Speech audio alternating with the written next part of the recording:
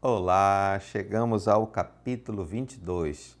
Vamos continuar nossa jornada aqui, estamos nos momentos finais da jornada de Jesus na terra, antes da sua ascensão, mas também vai se aproximando daquele ambiente em que ele vai ser preso.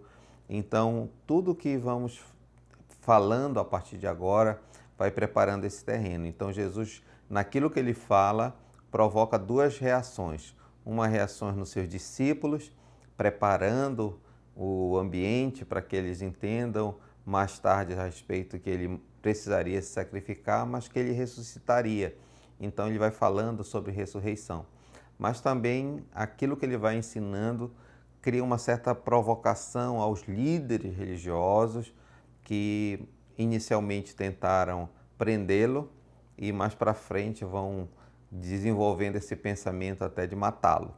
Tá bom? Então é muito importante assim esse desenvolvimento desses capítulos a partir de agora. Vamos então ao capítulo 22. Jesus lhes falou novamente por parábolas, dizendo: o reino dos céus é como um rei que preparou um banquete de casamento para seu filho. Enviou seus servos aos que tinham sido enviados para o banquete, dizendo-lhes que viessem, mas eles não quiseram vir. De novo enviou outros servos e disse: digam aos que foram convidados que que preparei meu banquete. Meus bois, meus novilhos, gordos foram abatidos e tudo está preparado. Venham para o banquete de casamento. Mas eles não lhes deram atenção e saíram, um para o seu campo, outro para os seus negócios. Os restantes agarraram seus servos e mataram-nos e maltrataram-nos e mataram-nos. O rei ficou irado e enviou o seu exército e destruiu aqueles assassinos e queimou a cidade deles. Então disse aos seus servos: o banquete de casamento está pronto, mas os meus convidados não eram dignos. Vão às esquinas e convide para o banquete todos que vocês encontrarem. Então os servos saíram para as ruas e reuniram todas as pessoas que puderam encontrar, gente boa, gente má, e a sala do banquete de casamento ficou cheia de convidados.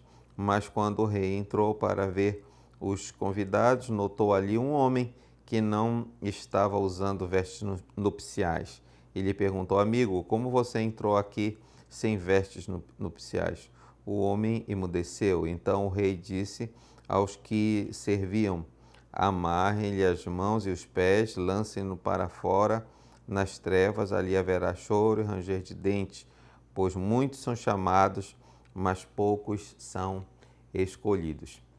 Então Jesus, nessa série, desde o capítulo 21, como eu falei ontem, vem falando esses seus sermões, essas suas parábolas, vem falando num tom profético, falando daquilo que aconteceria no final dos tempos. E isso vai intensificar. Então essa parábola, ela muito se assemelha à parábola anterior dos lavradores. Mas aqui tem algumas características diferentes, né? Não só o que aqueles que receberam o convite fizeram com os profetas, falando dos judeus, né? Que é o próprio povo de Deus que matou seus profetas, maltratou os profetas, os enviados de Deus, mas está falando assim, do resultado. E provavelmente esse homem que está falando aqui, esse homem que não estava com um penetra, digamos assim, não estava pronto, se refere tanto, pode querer dizer tanto Satanás, que será no final das contas destruído, mas também pode simbolizar todo aquele que vai comparecer ao juízo eterno, mas que não vai estar preparado para participar das bodas do Cordeiro. Então ele está falando de coisas futuras, mais uma parábola profética, num tom profético. Vamos adiante, versículo 15. Então os fariseus saíram e começaram a planejar um meio de enredá-lo em suas próprias palavras. Enviaram-lhe seus discípulos junto com os herodianos, que lhe disseram: Mestre, sabemos que és íntegro e que ensinas o caminho de Deus conforme a verdade. Tu não te deixas influenciar por ninguém, porque não te prendes à aparência dos homens. Dize-nos, pois, qual é a sua opinião? É certo pagar imposto a César ou não? Antes de Jesus dar a resposta aqui, só para nós entendermos aqui, os herodianos, né, eram pessoas que estavam ali sob o governo de Herodes e também estavam influenciados por aquele império, o Império Romano, mas discordavam do pagamento de impostos por um rei que não era o deles. Assim eles entenderam, aqueles que estavam ali oprimindo-os. Então, mas a intenção deles era colocar Jesus numa situação difícil, era ter algum motivo para acusar Jesus. Né? Se ele falasse alguma coisa contrária a César, eles poderiam denunciar de que ele estava sendo rebelde ao governo de César. E se ele falasse alguma coisa a favor, iria fazer o povo ficar contra ele. Então, eles estavam ali pensando que tinham muita sabedoria de fazer uma forma de enganar Jesus, colocar Jesus numa situação difícil em que ele não pudesse sair. Mas só que eles se enganaram redondamente porque estavam falando com aquele que tem toda a sabedoria. Então aqui vemos a resposta de Jesus. Então, mas Jesus, percebendo a má intenção deles, perguntou: Hipócritas, por que vocês estão me pondo à prova? Mostre-me a moeda usada para pagar o imposto. E eles lhe mostraram um denário. E ele lhes perguntou: De quem é esta imagem que está na inscrição? Eles falaram: De César. E ele lhes disse: Então deem a César o que é de César e a Deus o que é de Deus. Ao ouvirem isso, eles ficaram admirados e, deixando-o, retiraram-se. Interessante aqui é que eles fizeram todo um elogio a Jesus, né, mas com essa má intenção. Só que aí eles ficaram realmente impactados porque pensaram que estavam usando a máxima sabedoria para enganar Jesus, mas com uma frase simples, Jesus conseguiu deixá-los completamente desnorteados.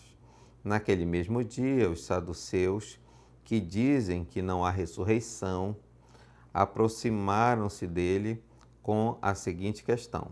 Então, são pessoas que já têm as suas respostas na sua mente, não estão querendo aprender nada de Jesus, apenas tentando colocar Jesus numa situação difícil.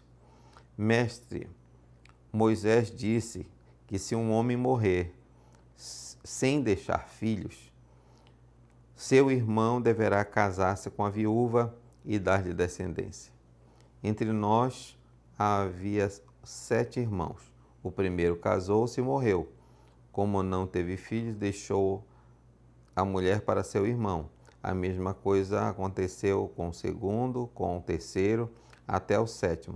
Finalmente, depois de todos morreu a mulher. Pois bem, na ressurreição, olha só, eles não creem na ressurreição. Estão falando isso para dizer que tentar argumentar de que a ressurreição não tem lógica. Mas olha o que então eles dizem. Pois bem, na ressurreição, de qual dos 7 ela será esposa, visto que todos foram casados com ela? Jesus respondeu: Vocês estão enganados, porque não conhecem as Escrituras nem o poder de Deus. Na ressurreição, as pessoas não se casam, nem são dadas em casamento, mas são como anjos dos céus. E quanto à ressurreição dos mortos, vocês não leram o que Deus lhes disse?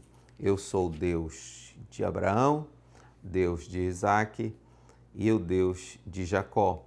Ele não é Deus de mortos, mas de vivos. Ouvindo isso, a multidão ficou admirada com seu ensino. Então, mais uma vez aqui, eles tentando colocar Jesus numa situação em que pudesse acusá-lo de alguma coisa, deixá-lo assim, numa situação ruim diante do povo ou diante das autoridades. Mas aqui tem um princípio que não é apenas para a ressurreição, não trata apenas da ressurreição, nesse caso específico de casamento, mas nós entendemos que muito do que nós pensamos, quando nós pensamos que na nossa vida, quando Jesus vier, nós vamos habitar, né, juntamente com Ele, e pensamos que lá vai ser uma espécie de terra melhorada, né? A nossa vida, como se fosse a nossa vida aqui, só que melhorada. Não é bem assim, na verdade nós seremos transformados, nossos corpos serão transformados, a nossa mente será transformada, a nossa mentalidade, a nossa maneira de ver as coisas, nossas lembranças serão restauradas, as coisas não serão como nós pensamos que será. Nós não podemos projetar para essa vida futura uma espécie de vida na terra melhorada, né? Não vai ser assim. Então, portanto, essa questão de quando eu vou rever meus filhos, vou rever meu marido, eu vou rever como se fosse reconstruir tudo que nós tínhamos aqui. Não, vai ser uma nova coisa, vai ser uma nova história, né? Uma nova vivência. Então, ele chega a dizer que nós seremos, como em termos de convivência, né, seremos como os anjos. Isso quer dizer que nós não teremos esses vínculos como na terra, certo? Então vamos continuar aqui a partir do versículo 34. Ao ouvirem dizer que Jesus havia deixado os saduceus sem respostas, os fariseus se reuniram, um deles, perito na lei, e pôs à prova com esta pergunta. Então, tentaram os herodianos, tentaram aqui os saduceus e agora foram recorrer àqueles que eles imaginavam, bom, agora vamos mandar os nossos peritos, né, na lei, vamos mandar então os fariseus, de onde estão ali os mestres, né, os que ensinam a lei. Então, vamos ver o que aconteceu a partir daqui. Então, um deles, perito na lei, o pôs à prova com esta pergunta: Mestre, qual é o maior mandamento da lei? Respondeu Jesus: ame o Senhor, seu Deus, de todo o coração, de toda a tua alma, de todo o teu entendimento. Lembrando que quando você lê esse mesmo texto em Marcos, né, capítulo 12, você vai ver que, versículo 30, você vai ver que em Marcos há um acréscimo de, além de todo teu coração, tua alma e teu entendimento, ele acrescenta também com todas as tuas forças. Este é o primeiro e maior mandamento. E o segundo é: ame ao seu próximo como a si mesmo. Desses dois mandamentos dependem toda a lei e os profetas. Importante dizer aqui que essa lei, ela não foi criada por Jesus. Não foi Jesus que agora está estabelecendo essa lei. Na verdade, essa lei ela já está na palavra de Deus, tanto em Levítico como em Deuteronômio. Então, esses textos aqui, esses mandamentos já existiam. Por isso, Jesus diz assim: vocês não leram, vocês não entendem, vocês não compreendem, vocês não lembram. É o que está lá na lei, isso já está na lei, certo? Lembrando que também Jesus deixou um novo mandamento, sim. E esse é amar o nosso irmão como ele amou. E aí já vai além da lei, né? Então vamos, versículo 41, dizendo: estando os fariseus reunidos, Jesus lhes perguntou: o que vocês pensam a respeito do Cristo? De quem ele é filho? É filho de Davi? Como eles costumavam dizer, né? Filho de Davi. Responderam eles dizem então, filho de Davi, sim. Então, como é que Davi, falando pelo Espírito, chama Cristo, o Cristo ou o Messias, de Senhor? Pois ele afirma: o Senhor disse ao meu servo: senta-te à minha direita até que eu ponha os teus inimigos debaixo dos teus pés. Aí aqui um entendimento interessante. Eles entendiam e chamavam o Cristo, né, de filho de Davi. E ele faz essa indagação. Ok, como é que ele pode ser, o Cristo pode ser filho de Davi, se o próprio Davi chama Cristo de Senhor? Aí ele completa: se, pois, Davi o chama de Senhor, como pode ser ele seu filho? Ninguém conseguia responder uma palavra. Daquele dia em diante, ninguém jamais se atreveu a lhe fazer perguntas. Estamos nos referindo aqui, o autor está falando especificamente de perguntas que têm a intenção de colocar Jesus à prova, não de aprender. Não eram perguntas de uma pessoa que estava querendo o ensino do mestre. Essas perguntas, tanto dos herodianos, quanto dos saduceus, quanto dos fariseus, era só para colocar Jesus à prova. Então, a partir daí, eles chegaram à conclusão de que com Jesus isso não ia dar certo, pela sabedoria, pela profundidade e pela autoridade com que Jesus ensinava todas essas coisas. Terminamos por aqui o capítulo 22. Amanhã vamos então ao capítulo 23 com outras situações que nós precisamos aqui ir compreendendo.